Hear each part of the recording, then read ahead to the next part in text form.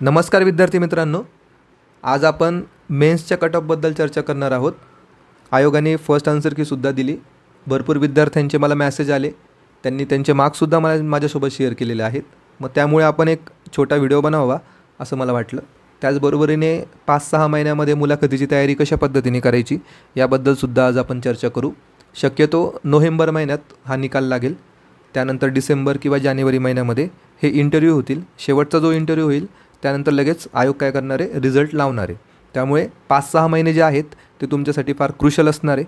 त्यामध्ये कशा पद्धतीने तुमची पर्सनॅलिटी डेव्हलपमेंट व्हायला पाहिजे, कशा पद्धतीने तुम्ही तयारी करायला पाहिजे हे पण आपण एकदम थोडक्यात बघूयात.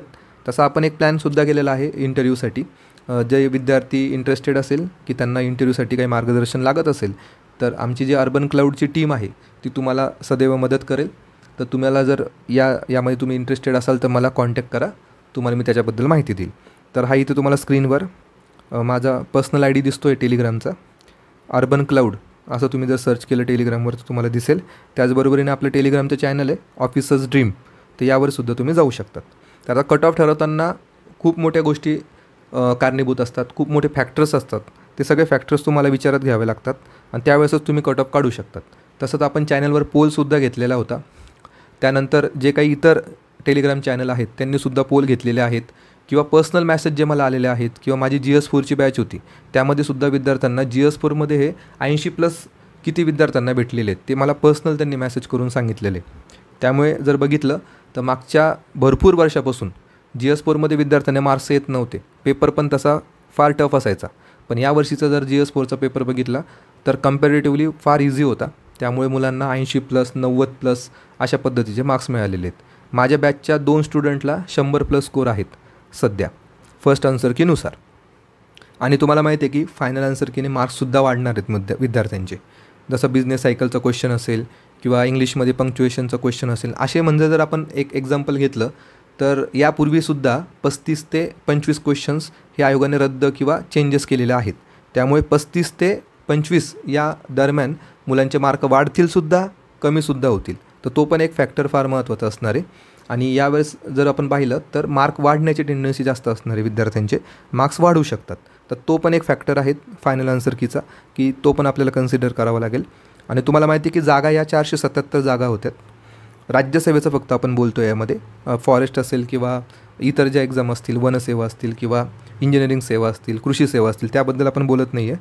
फक्त आपण राज्यसेवेबद्दल बोलतो आहे. तर तुम्हाला माहिती आहे की मुलाखतीसाठी 1:3 रेशो घेतला जातो.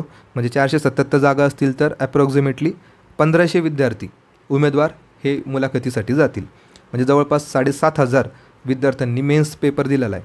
त्या मेन्सपैकी या विद्यार्थ्यांपैकी फक्त 1500 ते 1600 एवढेच उमेदवार कुठं जाणार आहेत, इंटरव्ह्यूला जाणार आहेत. तर आपण त्यापूर्वी काय करूयात की 2023चा कट ऑफ कशा पद्धतीने लागलेला होता तो आपण पाहूयात. ओपन जनरलचा कट ऑफ जर पाहिला आपण 475.25. तर यावर्षी 2023ला जागा कमी होत्यात, पेपरसुद्धा डिफिकल्ट होता.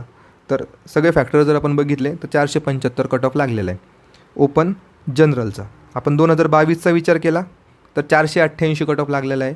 तुम्हाला माहिती आहे की 2022मध्ये जागा फार जास्त होत्या, 650च्या आसपास जागा होत्या. म्हणजे 600 क्रॉस केलेलं होतं.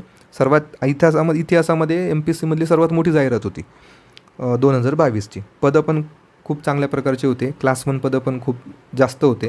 तर एवढे पदं असतानासुद्धा जर त्यावेळेसचा कट ऑफ हा 488 लागतो आहे, याचाच अर्थ काय की पेपरची काठिण्य पातळी त्यावेळेस कमी होती. इझी पेपर होता. इझी पेपर असल्याकारणाने जो काही कट ऑफ होता तो 488वर गेलेला आहे. आणि जर तुम्ही 2023चा विचार केला तर तो 475वर गेलेला आहे. इथे 2-3 फॅक्टर होते. एक तर GS1चा पेपर हा डिफिकल्ट आलेला होता, त्याच्यामुळे मुलांना मार्क कमी पडले. 2022मध्ये GS1ला मुलांना खूप मार्क होते, 100 क्रॉस केलेले विद्यार्थी पण खूप होते. मी सुद्धा त्या पेपरला होतो 2022च्या मेन्सला. त्यावेळेससुद्धा मी बघितलं होतं की मेन्सचा पेपर हा कम्पॅरेटिव्हली सोपा होता. तर त्यामुळे तो कट ऑफ पण काय झालेला आहे, वाढलेला आहे 2022मध्ये. जर तुम्ही ओपनचा फिमेल बघितलं 2023चा कट ऑफ तर 443.50 इतका होता. म्हणजे जवळपास 450 किंवा 450 म्हणण्यापेक्षा 440च्या आसपास आपण म्हणू शकतो. जर तुम्ही 22ला बघितलं ओपन फिमेल तर 455 होता. म्हणजे रेंज काय आहे, 440 ते 455 ही कुठेतरी ओपन फिमेलची रेंज आपल्याला बघायला मिळते. त्यानंतर आपण एस टीचं बघूयात. एस टी जनरल 411 इतका कट ऑफ लागलेला होता. 2022मध्ये तो 426 असणार आहे. बघा 426 होता.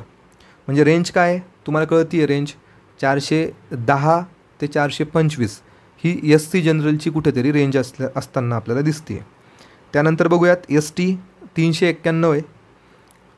एस टी फिमेल बघा खूप कमी आहे, 356 फक्त. यामध्ये बघा डिस्क्रिप्टिव्हचे मार्क्स ॲड झालेले असतात. ठीक आहे, जो डिस्क्रिप्टिव्हचे मार्क्स आहेत ते ॲड करून हा कट ऑफ असतो. त्यामुळे बघा किती कमी कट ऑफ असणार आहे तो. म्हणजे 356 जर डिस्क्रिप्टिव्ह पकडून असेल एस टी फिमेलचा कट ऑफ, तर त्या पर्सनला किती 300 मार्क्स असतील रिटर्नचे, आणि डिस्क्रिप्टिव्हचे मिळून मग ते 356 मार्क्स झालेले असतील. ठीक आहे, या पद्धतीने तो स्कोर होता. त्यानंतर बघूयात आपण EWSचा 465 होता. OBCचा बघितला तर 456 होता. ठीक आहे, 465 456. जर आपण 2022ला बघितला OBC आणि EWS, तर OBC बघा 465 आहे आणि EWS 475 आहे. इथं थोडा EWSचा वाढलेला आहे, 475 झालेला आहे. ठीक आहे, म्हणजे यांची रेंज जर बघितली आपण तर 465 ते 475 ही कुठेतरी रेंज आहे. म्हणजे 475पर्यंत रेंज असू शकते.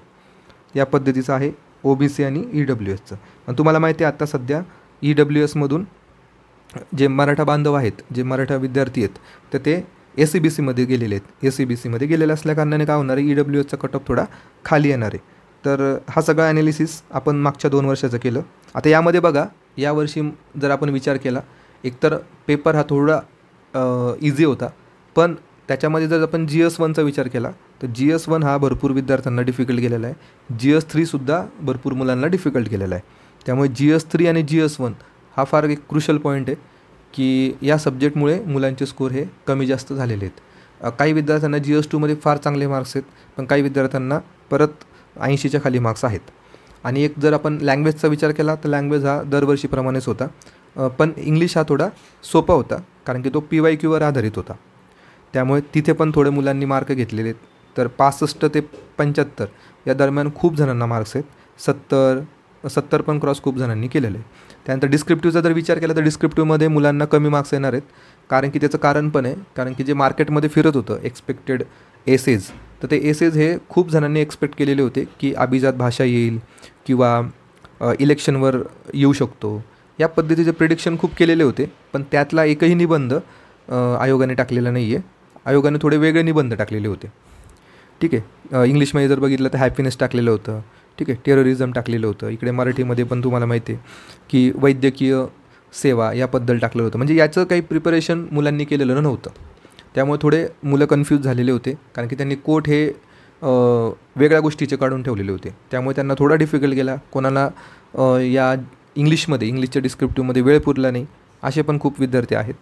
तर आपण जर हा सगळा विचार केला आणि मुलांचा फीडबॅक जर बघितला तर यावरून आपण एक एक्सपेक्टेड कट ऑफ सांगतो आहे, तो असा असणार आहे. बघा रिटर्नचं आपण फक्त बघतो आहे. रिटर्नमध्ये म्हणजे आपण याच्यामध्ये जे काही डिस्क्रिप्टिव्हचे मार्क्स आहेत ते पकडून आपण हा कट ऑफ सांगतो आहे.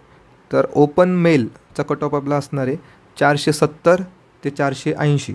हा 10 मार्काचा जो रेंज आहे ती आपण दिलेली आहे. 10 मार्काची रेंज याच्यासाठी दिलेली आहे कारण की फायनल आन्सर कीमध्ये भरपूर चेंजेस होणार आहे. त्यामुळे फायनल आन्सर कीने चेंजेस होत असल्याकारणाने आपण ही रेंज वाढवलेली आहे. नाहीतर आपण 5ची रेंज देत असतो, तर ही 10 मार्काची रेंज आपण देतो आहे ओपन मेलसाठी. ओपन फिमेलचा कट ऑफ जर बघितला तर 445 इतका तुम्हाला स्कोर दिसतो आहे. या 445 ते 450 यामध्ये ओपन फिमेल असणार आहेत. तर त्यानंतर तुम्ही अकॉर्डिंगली जे काही कॅटेगरीचे कट ऑफ असतील ते तुम्ही डिसाईड करू शकतात. बाकी आपल्या बॅचचे आपण फीडबॅक दिलेले आहेत, तुम्ही ते बघत असाल स्क्रीनवर की तुम्हाला आमचे बॅचचे फीडबॅक दिसत आहेत, कशा पद्धतीने विद्यार्थ्यांना मार्क्स मिळालेले आहेत GS4मध्ये. त्यानंतर तुम्हाला जर मुलाखतीसाठी काही मार्गदर्शन लागत असेल तर तुम्ही नक्की आम्हाला कॉन्टॅक्ट करा. तुम्हाला आम्ही मुलाखतीसाठीसुद्धा मार्गदर्शन करूयात. तुम्ही जर इंटरेस्टेड असाल तर एक मेसेज टाकून द्या, जेणेकरून आम्ही तुम्हाला मदत करू शकतो. हा एक फायनल कट ऑफ असेल, एक एक्सपेक्टेड कट ऑफ आहे. या रेंजमध्ये जर तुम्ही असाल तर तुम्ही नक्कीच मुलाखतीसाठी प्रयत्न करू शकतात. आणि तुम्हाला माहिती आहे का आता शेवटी हा ऑब्जेक्टिव्हचा शेवटचा पॅटर्न आहे. त्यामुळे जर तुम्हाला काही बी प्लॅन करायचं असेल, फ्युचरचा काही विचार करायचा असेल, डिस्क्रिप्टिव्ह पॅटर्न जर करायचं असेल तर तुम्ही आजच सुरुवात करा.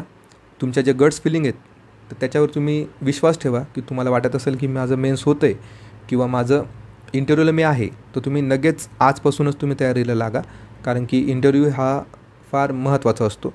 यामध्ये तुम्ही लाईटली घेऊ शकत नाही. त्यामुळे त्याच्यासाठी एक प्रयत्न करा आणि नक्कीच तुम्हाला यश मिळेल. तर व्हिडिओ पूर्ण बघितल्याबद्दल धन्यवाद. थँक्यू.